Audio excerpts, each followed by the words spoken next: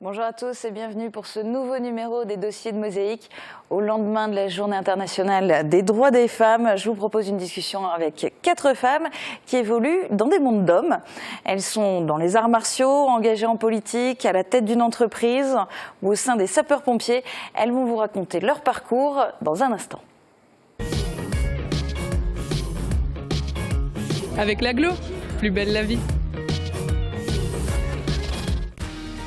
7,6% des accidents du quotidien ont pour origine l'activité domestique. Assurance accident de la vie, la sécurité par tous les temps.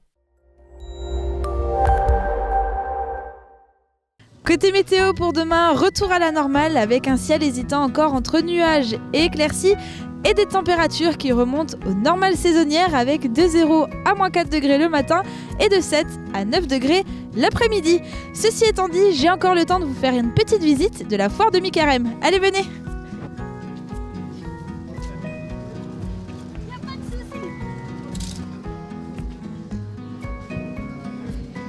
Ça a l'air bon tout ça. La foire aura lieu toute la journée jusqu'à 18h30 et en plus c'est le temps idéal pour venir en profiter. Parole de Miss Météo.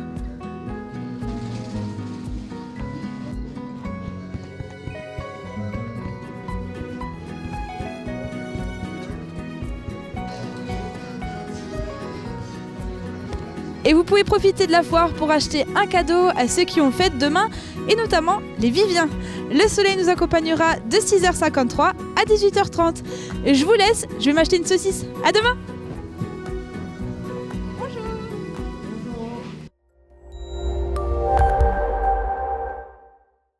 Je parraine un ami et tout le monde y gagne. Mon filleul, ma banque et moi. Au Crédit Mutuel, un client satisfait rayonne. Le Conseil régional de Lorraine vous présente la météo des neiges.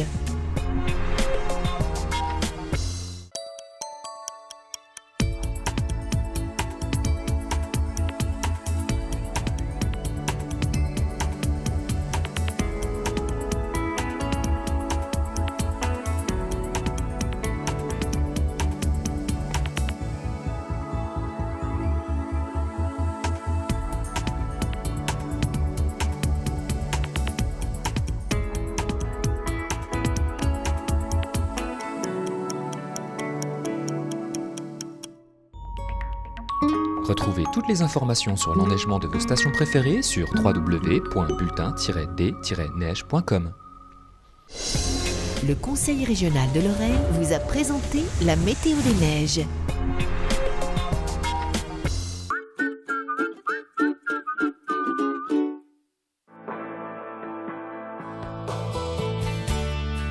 Quand on comprend de moins en moins bien, on finit par se couper du monde. Réagissez et testez votre audition gratuitement à la passion de l'audition. Ensemble, trouvons la meilleure solution pour la meilleure audition.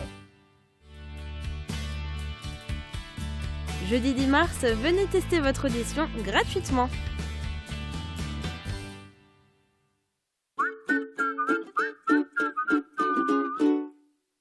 Bien-être, hygiène, consommables, équipement de la maison. AVS Médical, notre métier, vous accompagner. Foot à domicile ce week-end pour le SFC, les Sarregueminois reçoivent l'ES Taon. Il est temps de retrouver ses marques et d'engranger des points. Plus de sport, c'est samedi à 18h en direct du Stade de la Blise sur Mosaïque.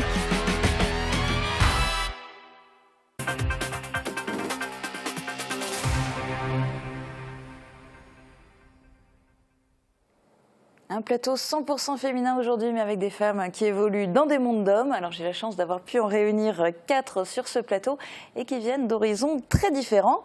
Élodie Falk, vous êtes infirmière anesthésiste, la semaine à l'armée et puis durant votre temps libre chez les sapeurs-pompiers. Nicole Müller-Becker, vous êtes dans la politique depuis 2008 et aujourd'hui vice-présidente du conseil régional.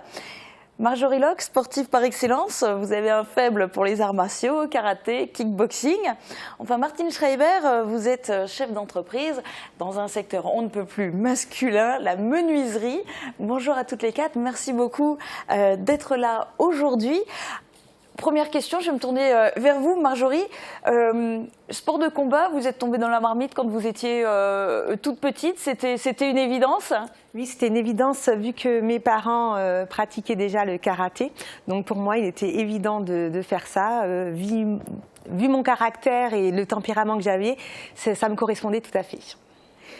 Du coup, pas de difficultés particulières liées au fait d'être une femme? Oui, alors tout à fait. Il y a beaucoup plus d'hommes que de femmes. Aujourd'hui encore, en Moselle, nous sommes 35% sur 32% féminines au niveau national. Donc les féminines arrivent et elles sont là, elles sont vraiment là. Donc pour le parcours de haut niveau comme pour le loisir.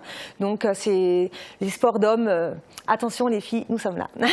Mais personnellement, vous avez rencontré des soucis? Le fait d'être une femme, c'était plus dur? Alors, plus dur, on va dire non, parce que quand on a du caractère, on ne voit pas le côté masculin. On rentre dedans, quand on a quelque chose à dire, on le dit. Et puis, du coup, les hommes, ils font avec, ils n'ont pas le choix. Alors, quand on a du caractère, disait-elle Martine Schreiber, quand on veut diriger une entreprise, en plus une entreprise d'hommes, il faut être une femme de caractère? Je pense qu'il faut savoir ce qu'on veut. Après, je pense qu'on ne dirige pas forcément de la même façon que dirige un homme. On dirige un peu différemment et on apporte sûrement un peu de féminité. Est-ce que les banques, par exemple, les partenaires financiers font confiance de la même manière à une femme, chef d'entreprise, qu'à un homme? Moi, je n'ai pas vraiment rencontré de difficultés par rapport au fait que j'ai une femme, parce que je suis une femme. Un banquier, malgré tout, regarde surtout les chiffres. Après, je pense qu'ils doivent quand même juger quelle est votre capacité à mener à bien les projets. Mais si le projet est bien ficelé, ce n'est pas le fait que vous soyez un homme ou une femme. Je veux dire, un homme qui ficelle mal son projet n'aura pas son emprunt ou n'aura pas ce qu'il a besoin. Je ne pense pas que c'est une question de sexe, en fait. Non, je ne pense pas que ce soit un frein. Élodie Falk, vous jonglez entre les uniformes, donc la semaine l'uniforme militaire de l'armée, certains week-ends et certaines vacances l'uniforme des sapeurs-pompiers. L'uniforme, c'est une histoire de famille chez vous? Oui, ça a commencé très jeune avec le papa qui était sapeur-pompier volontaire, le frère qui en a fait son métier. Et donc moi, j'ai commencé à 15 ans à porter cet uniforme en tant que jeune sapeur-pompier. Puis j'ai évolué, maintenant ça fait 11 ans que je le porte. Donc d'abord en tant que sapeur-pompier volontaire, donc service incendie, intervention diverses, secours à personne. Et depuis maintenant 5 ans, je suis infirmière de sapeur-pompier volontaire. Donc j'ai un peu réduit mes interventions, mais c'est plus spécifique.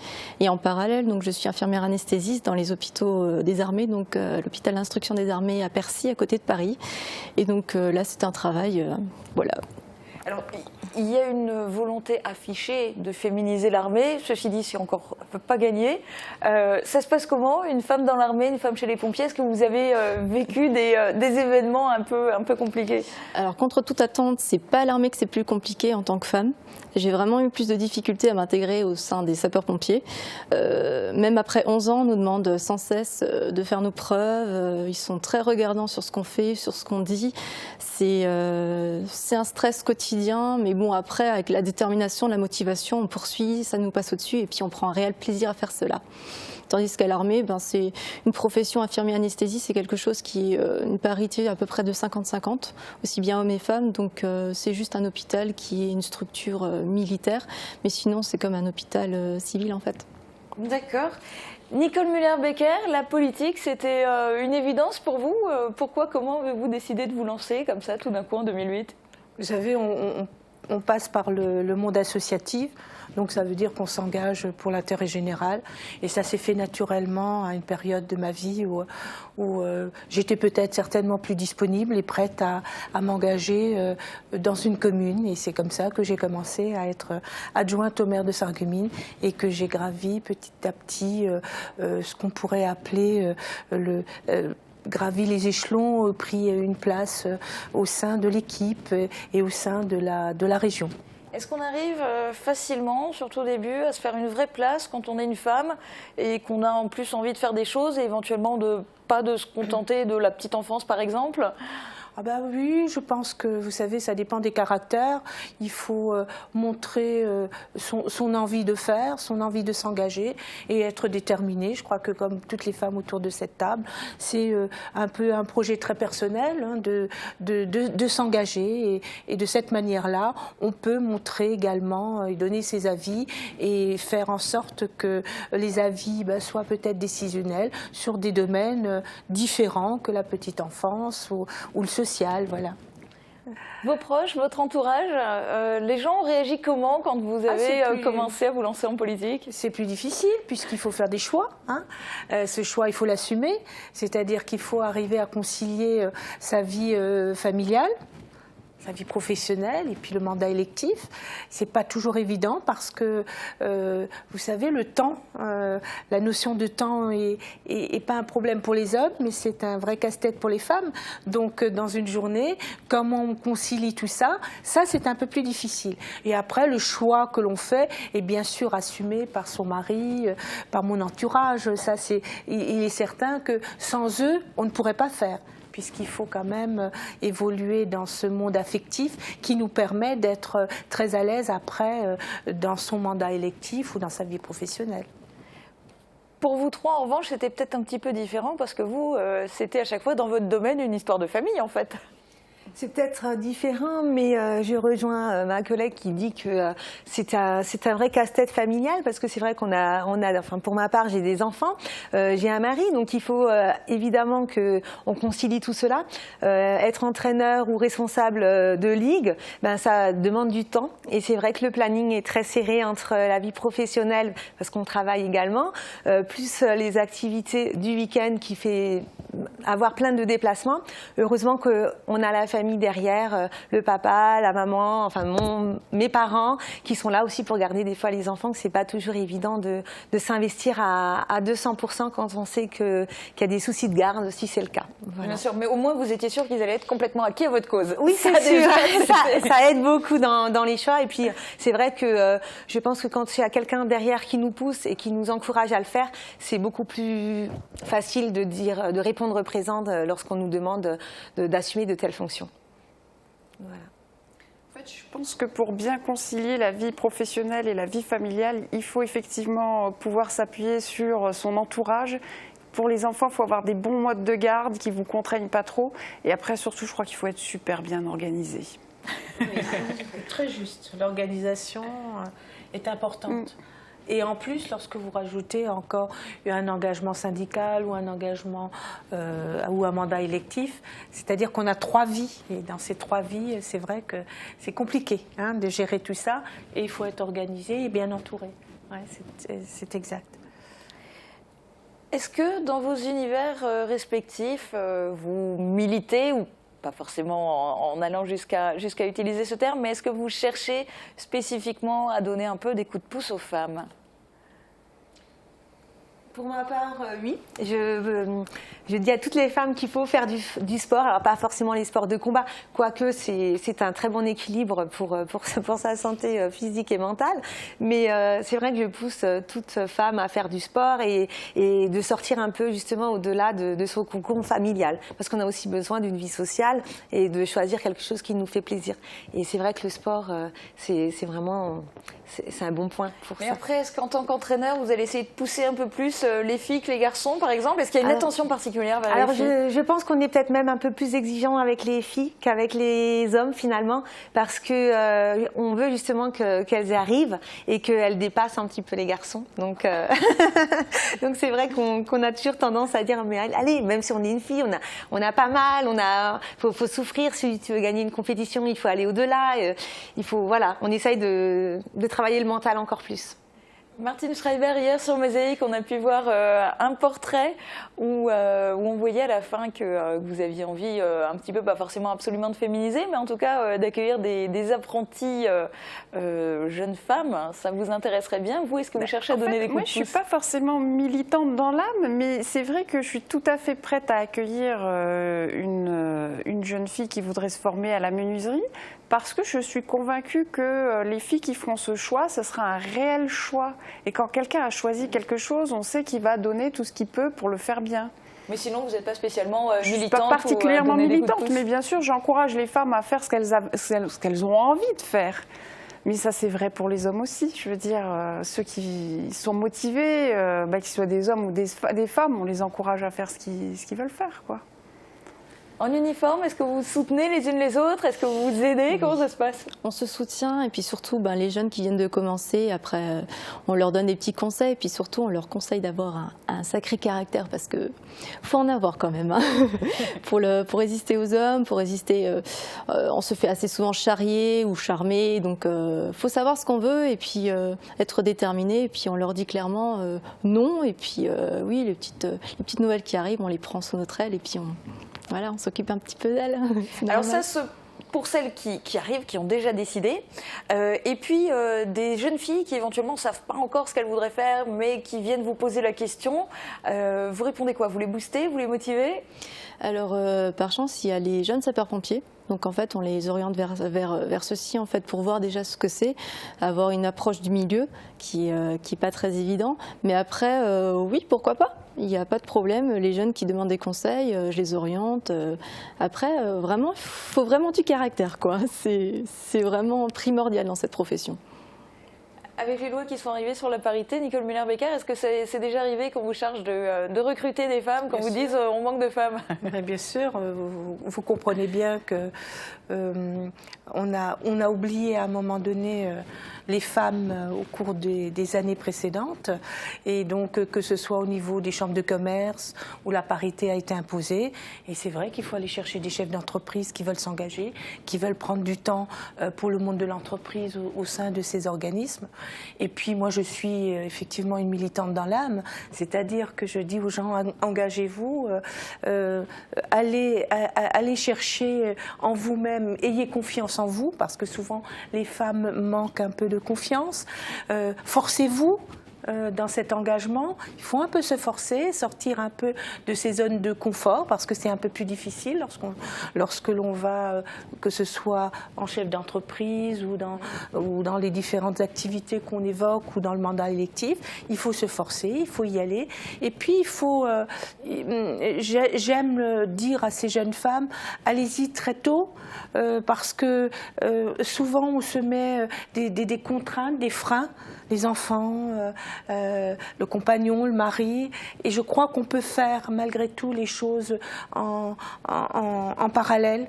Et puis il faut se forcer avec un terme que j'aime bien, avoir de l'ambition pour soi et pour les autres. Et je crois que si on concilie ces trois choses-là, on peut trouver des jeunes femmes qui ont envie d'y aller. Et vous savez, dans ma vice-présidence où je milite maintenant pour le développement des langues, et je fréquente les lycées, on se rend bien compte que les jeunes filles sont très bonnes, ont des très bons résultats scolaires au niveau des collèges, des lycées.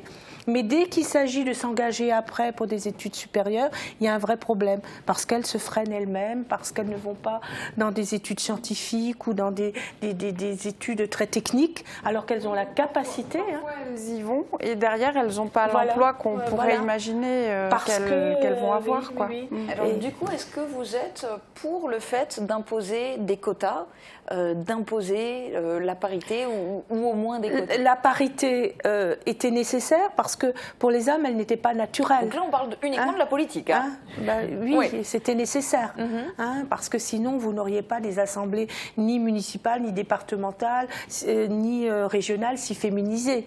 Puisque les hommes n'ont pas l'habitude de donner de la place Mais naturellement. Vous n'avez pas peur de l'effet inverse il y a des femmes qui se sont retrouvées sur des listes juste parce qu'elles étaient des femmes et pas forcément parce qu'elles apportent quelque chose? Je pense pas. Je pense qu'à un moment donné, lorsqu'elles franchissent le pas, il faut juste avoir après confiance en soi et se dire qu'on a les compétences. Un homme ne se pose pas ces questions-là. Un homme, il y va, il ne regarde pas ces domaines-là. Nous, on est beaucoup plus exigeants. La femme aura tendance à se dire oui mais je vais arriver sur la liste électorale du fait de la parité, donc on va penser que j'y suis arrivée pour ça, donc on va penser que je ne suis pas bonne. Il faut sortir de ce schéma-là. Hein, je crois qu'il faut... C'est comme ça, il a fallu à un moment donné ces lois pour enlever ces inégalités qu'il y avait entre nous, hein, entre les hommes et les femmes. Et puis après, à chacun de défendre sa place, à défendre non pas sa place, mais vraiment défendre les sujets qui lui tiennent à cœur. Je donne souvent comme l'exemple les crèches. On n'a pas beaucoup de crèches parce que les hommes, ce n'est pas leur souci. Nous avons le souci des gardes des enfants. Nous avons le souci de ce quotidien-là. Donc, à nous d'apporter, même dans le social, comme vous le dites si bien, dans la petite enfance, notre approche qui est importante parce que c'est notre quotidien qui est en jeu. C'est notre fonctionnement de tous les jours qu'on peut changer. Voilà, changer les choses. Élodie Falk, je me tourne vers vous parce que tout à l'heure vous disiez que dans votre service à l'hôpital militaire, il y avait à peu près la parité, en tout cas au niveau des infirmiers anesthésistes, c'est ça? Est-ce que vous aimeriez qu'il y ait quasiment la parité chez les pompiers aussi? Est-ce que ça vous paraît possible, ça? Non, c'est pas du tout possible. Et puis le travail n'est pas du tout le même. C'est une force physique. Je pense qu'une femme ne peut pas faire toute sa carrière en tant que sapeur-pompier, en tant qu'homme du rang. Je pense qu'on peut être femme chez les pompiers à condition d'avoir monter dans les responsabilités, être sous-officier, officier ou plus s'occuper de la pédagogie, de l'encadrement. Mais c'est quelque chose qui est très compliqué. C'est un métier, il faut quand même s'imaginer que porter l'appareil respiratoire, plus tout le matériel, monter au 3e étage sans ascenseur avec du matériel, c'est extrêmement épuisant. Et le corps d'une femme n'est pas monté de la même façon qu'un corps d'homme. La répartition musculaire n'est pas du tout la même et c'est vraiment très compliqué. Pour avoir des femmes qui ont les problèmes de dos, tout ça, c'est très compliqué, surtout si on veut en parallèle fonder une famille, c'est pas possible en fait. Je me retourne vers ma collègue qui disait tout à l'heure un choix. Ben, c'est vrai que moi j'ai fait le choix de ma carrière pour l'instant, donc je suis pas loin des 30 ans et j'ai fait le choix de la carrière professionnelle, donc la spécialisation d'infirmière anesthésiste. Mais j'ai dû mettre de côté ma vie privée pour pouvoir faire ce choix. Donc non, la parité, clairement, c'est pas encore... Un homme ne se poserait pas cette question, je vais faire le choix professionnel ou je vais fonder une famille, il peut faire les deux. La femme, ben, on n'en est pas encore là. Voilà. En termes de quotas, est-ce qu'on peut imaginer dans le monde du sport imposer des quotas? Alors ça se fait un petit peu parce qu'on a l'exemple maintenant du foot, c'est encore récent, mais à partir du niveau de CFA2, si le club de foot veut pouvoir obtenir toutes les subventions auxquelles il peut prétendre, notamment de la Ligue, eh bien il faut qu'il ait une équipe féminine. Mais est-ce que par exemple en kickboxing, on peut envisager d'imposer un nombre minimum de femmes à un club? Non, on ne peut pas imposer, surtout que je vois déjà entre le karaté et le kickboxing ou le muay thai, c'est déjà différent. Parce que pourquoi? On revient toujours à la force physique également. Le muay thai, on a le droit de frapper avec les coudes, avec les genoux. Une femme abîmée, ça le fait moins quand même. Alors en tant que maman, pour les téléspectateurs, parce qu'il n'y a pas assez de place sur le sous-titre, que vous êtes entraîneur régional de karaté, mais que vous êtes aussi présidente du club du Kick Contact Sarreguemines. Voilà. Et donc spécialiste de la question. Et donc là, on ne peut pas imposer d'avoir un nombre minimum de femmes. Non, on ne peut pas, parce que on ne peut pas simplement obliger les femmes à venir boxer ou à imposer ça. Après, le loisir existe évidemment, mais si on rentre dans cette forme compétitrice, non, on ne peut pas. Ça demande des choix. C'est comme dans tout. C'est vrai que le physique, on va revenir au physique, mais c'est vrai. Une femme, moi par exemple, qui travaille dans l'éducation nationale, je me vois mal tous les lundis venir avec des yeux au beurre noir ou la mâchoire, voilà. Donc à un moment donné, c'est vrai qu'avec le monde du travail, le monde familial, je veux dire, si nos bouts de chou, ils nous voient tout le temps défigurés, ça peut, voilà, c'est pas très bien. Et ça les choque pas de voir leur père éventuellement défiguré? Non. C'est grave comme pour la femme. Non, il bloque bien le papa, il a pas de bleu. Mais non, c'est vrai que, bon, après, je vais dans l'extrême, mais même, c'est vrai qu'on ne peut pas imposer aux femmes, mais c'est quand même bien de pouvoir faire un sport de combat, même si c'est loisir, évidemment. Et il n'y a pas que ça, on met toujours tout de suite la force physique, mais mais il y a aussi beaucoup de choses à apprendre. L'art martial, c'est aussi la maîtrise de soi, savoir contrôler ses émotions. Moi, pour mon travail, ça m'a beaucoup aidé d'être dans ce niveau sportif et le karaté en tant qu'art martial et pas que en tant que sport de combat. Voilà.